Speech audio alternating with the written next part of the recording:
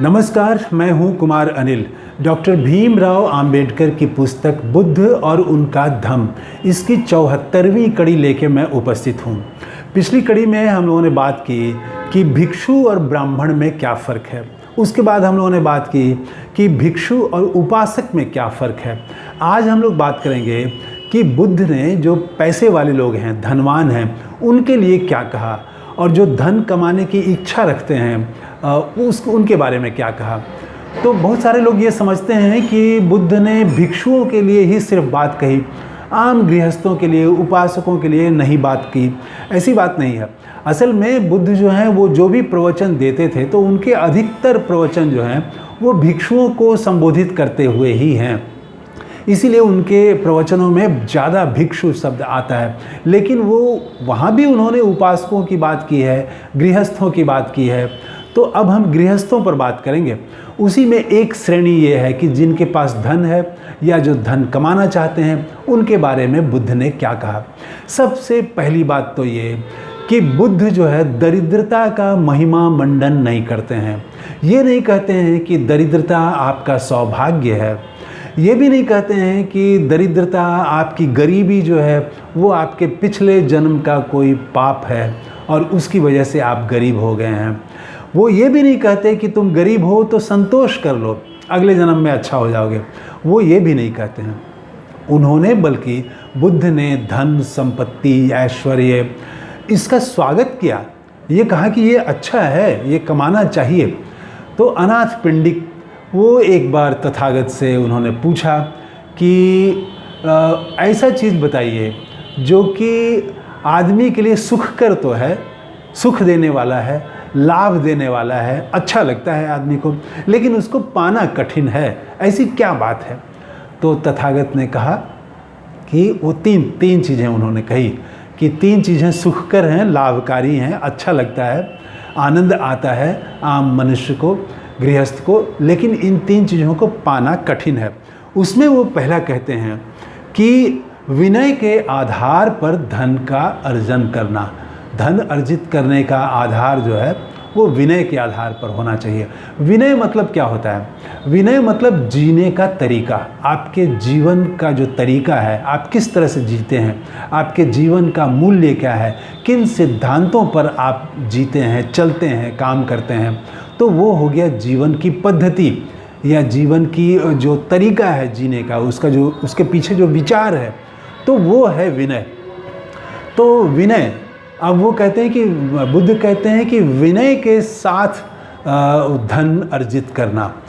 तो ये पहली बात उन्होंने कही कि वो जो धन अर्जित करें तो विनय के साथ मतलब न्याय संगत तरीके से आप धन अर्जित करें, पहली बात। और दूसरी बात ये और थोड़ा और ज़्यादा कठिन है। दूसरी बात ये है कि आप अपने सगे संबंधियों पर भी ध्यान दीजिए कि वो भी न्याय संगत तरीके से ही धन अर्जित करें। ये थोड़ा ज़्यादा कठिन है। और तीसरा उन्होंने कहा कि दीर्घायु होना। ये तीन चीज़ें ऐसी हैं, तीन बातें ऐसी हैं जो आदमी के लिए सुखकर है, लाभकारी है, आनंद देने वाला है, लेकिन इसको पाना थोड़ा कठिन है। देखिए, धन के बारे में जो उन्होंने कहा कि धन जो है विनय के आधार पर न्याय संगत तरीके से इकट्ठा किया जाना चाहिए। चोरी करके, झूठ बोल के, नकली माल बेच के, आजकल दिवाली में देखिए हर जगह छापेमारी होती है और पकड़े जाते हैं। दवाई में वो उनका दवा कंपनियां जो हैं उनका स्टैंडर्ड वो पूरा नहीं करते हैं मानक को, और विभिन्न दलों को वो चंदा देते हैं खूब और वो अपना पास करा लेते हैं। तो ये जो समाज में जो गोरख धंधा है, तो इस गोरख धंधे के खिलाफ वो बिज़नेस में वो कोई भी मूल्य नहीं है, जैसे भी हो पैसा कमाना, बुद्ध इसके खिलाफ हैं। तो कहते हैं न्याय संगत तरीके से धन कमाना चाहिए। तो अपने के लिए तो ये ठीक है, एक व्यक्ति खुद में निर्णय ले सकता है कि मैं न्याय संगत तरीके से धन कमाऊंगा, जो कमाऊंगा कमाऊंगा, नहीं कमाऊंगा तो नहीं कमाऊंगा। ये थोड़ा आसान है। लेकिन अपने सगे संबंधियों पर भी नज़र रखें आप कि वो भी न्याय संगत तरीके से धन अर्जित करें। ये थोड़ा कठिन है। बेटा अगर गलत तरीके से धन इकट्ठा कर रहा है, पत्नी धन अगर गलत तरीके से इकट्ठा कर रही है, भाई कर रहा है, तो वहाँ टोकना थोड़ा कठिन हो जाता है। हम देखते हैं बहुत सारे लोग गलत काम करते हुए, गलत तरीके से धन अर्जित करते हुए पकड़े जाते हैं। उनके माँ बाप तो फिर उनको निर्दोष बताने लगते हैं, कहते हैं हमको मालूम ही नहीं था, या कुछ और बताने लगते हैं। तो वो गलत का भी पक्ष लेने लगते हैं कि नहीं नहीं वो निर्दोष है, उसको झूठा फंसाया गया है। तो वो हो सकता है किसी मामले में झूठा भी फंसाया गया हो, लेकिन कहीं सही मामलों में भी वो माँ बाप पक्ष लेने लगते हैं कि नहीं नहीं वो गलत नहीं किया है। तो बुद्ध कहते हैं कि सगे संबंधियों पर भी नज़र रखना कि वो भी जो धन कमा रहे हैं, वो बोल के गए हैं कि हम कमाने जा रहे हैं, तो वो कमा रहे हैं या कोई गैंग में शामिल हो गए हैं, तो वो देखना, ये नज़र रखना। और तीसरा उन्होंने कहा दीर्घायु होने की बात की। तो ये 3 चीज़ें बहुत अच्छी हैं, लेकिन इन तीनों को हासिल करना थोड़ा कठिन है, बुद्ध ने ये बताया। इसके बाद उन्होंने 3 आशीर्वाद की चर्चा की है। तो 3 आशीर्वाद में पहला आशीर्वाद तो ये है, शीलाचरण का आशीर्वाद है, दूसरा है उदारता का आशीर्वाद, और तीसरा प्रज्ञा का आशीर्वाद। तो ये 3 आशीर्वाद प्राप्त करना, 3 आशीर्वाद देना, ये अच्छा है। शीलाचरण तो शील, पंचशील की बात हम जानते हैं बुद्ध के यहाँ क्या है। चोरी नहीं करना, झूठ नहीं बोलना, व्यभिचार नहीं करना, दूसरे स्त्री पुरुष पर गलत नज़र नहीं रखना। तो ऐसी बहुत सारी बातें वो शीलाचरण में आती हैं। तो इसका आशीर्वाद। फिर इसके बाद उदारता का, कि किसी की मदद करने में, दान देने में, उसमें उदार रहना। तो वो कोई अगर बीमार है, कोई अगर किसी का कुछ भी काम है, तो वो पैसा ही की ही बात नहीं है, बल्कि लोग और तरह से भी बहुत तरह से मदद करते हैं लोग। आप कोई सामान ही उठा के किसी का मदद कर दे, कोई जा रहा है और उसके माथे पर भारी बोझ है, मोटरसाइकिल पर लोग लिफ्ट दे देते हैं। तो ये सब अच्छी बातें हैं।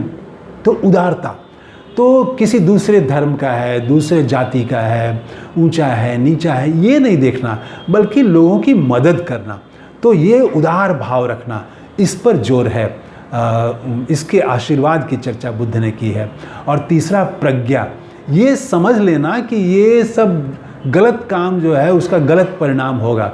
और आपके मन में अगर ईर्ष्या है, आपके मन में द्वेष है, आपके मन में दूसरे के लिए नफ़रत है, दूसरे धर्म के प्रति, दूसरे जाति के प्रति नफ़रत है, तो ये आपको गलत काम आपसे करवा देगा। आपका चित्त अगर उद्वेलित है, चित्त अस्थिर है, अगर चंचल है, तो ऐसे लोग, आप गलत काम, पाप का काम ऐसे लोग से हो जाएगा, क्योंकि उनके चित्त जो है, मन ही तो उनका खराब है। तो मन में ये सब ईर्ष्या द्वेष अगर भरा रहेगा, तो ये आप गलत काम करेंगे, और गलत काम करेंगे तो फिर फंसेंगे, फिर दुख का कारण होगा वो। तो प्रज्ञा क्या, ये समझ लेना कि ये काम गलत है और ये काम सही है, कौन सा रास्ता सही है, कौन सा रास्ता गलत है, ये समझ लेना। तो प्रज्ञा का आशीर्वाद। तो 3 आशीर्वाद की चर्चा की है बुद्ध ने। इसके बाद कल हम बात करेंगे कि गृहस्थों के लिए विनय क्या है, गृहस्थों के लिए जीवन की पद्धति कैसी हो। ये थोड़ा लंबा है, इस पर कल हम अलग से बात करेंगे। तो आज के वीडियो में इतना ही। बुद्ध को नमस्कार करते हुए थैंक यू, धन्यवाद, जय हिंद।